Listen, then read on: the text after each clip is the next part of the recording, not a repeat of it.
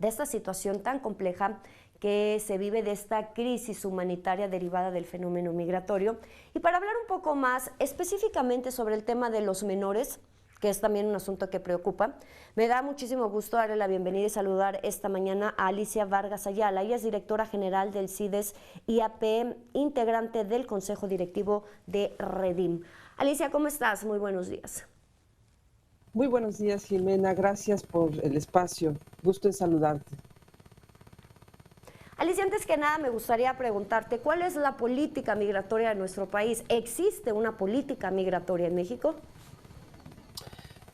Gracias, Jimena, por la pregunta. La verdad es que sí tenemos claramente definida una política migratoria en nuestro país, que nada más y nada menos el día de ayer nos da una clara muestra de las consecuencias que tiene este esquema, esta visión, este posicionamiento que México ha mantenido por los últimos, en el último periodo presidencial especialmente, pero ya un poco desde antes respecto a cómo tratar a los migrantes en nuestro país. Y desgraciadamente no es justamente la política más solidaria, más comprometida, más que nos ha identificado históricamente a nivel internacional, dado que estamos haciendo el trabajo sucio de los Estados Unidos, aunque nuestro presidente haya venido diciendo que efectivamente no somos el traspatio, pues quizá esa es la intención, pero hasta ahora, dados los resultados, podemos ver consecuencias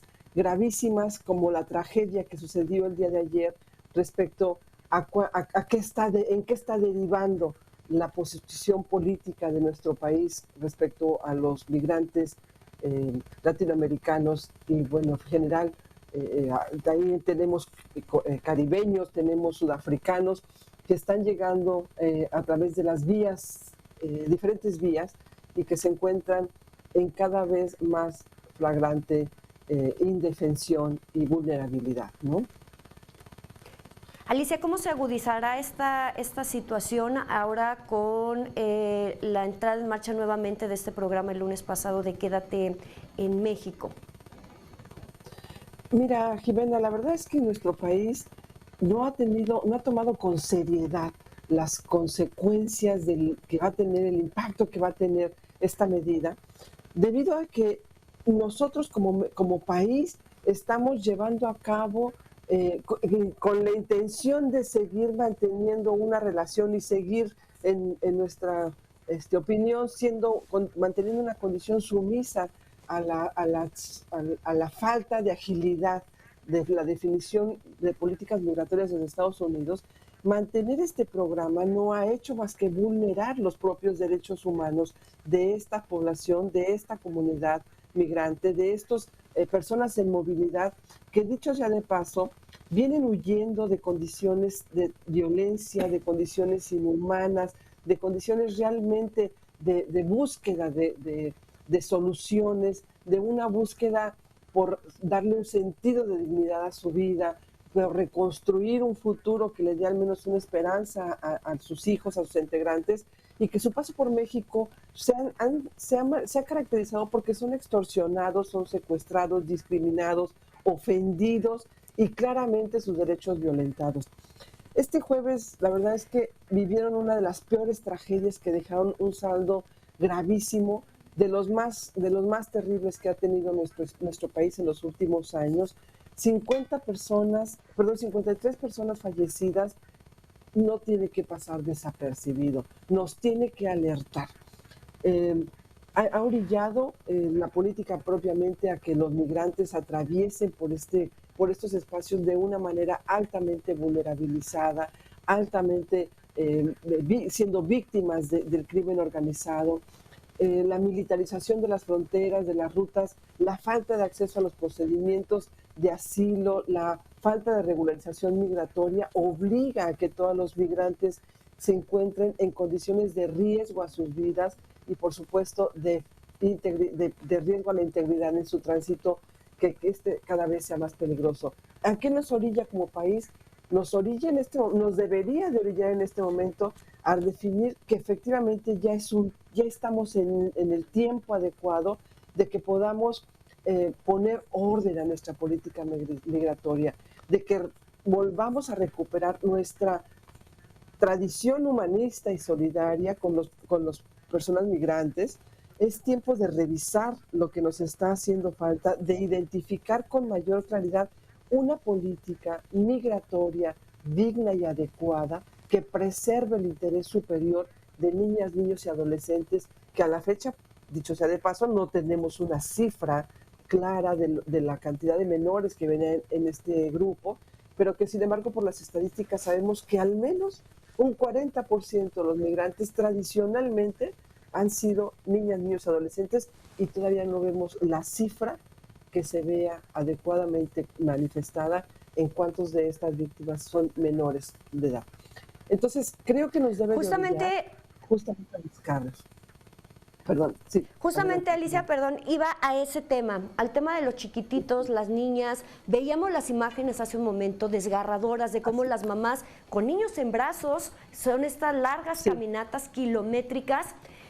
¿Cuál es la situación que están viviendo estos pequeños? No tienen derecho alguno, se les eliminó su derecho a la salud, su derecho a la alimentación, a la educación, ni se diga. Así es, ¿Cuál es Jimena. la situación de los menores que están trayendo a nuestro país?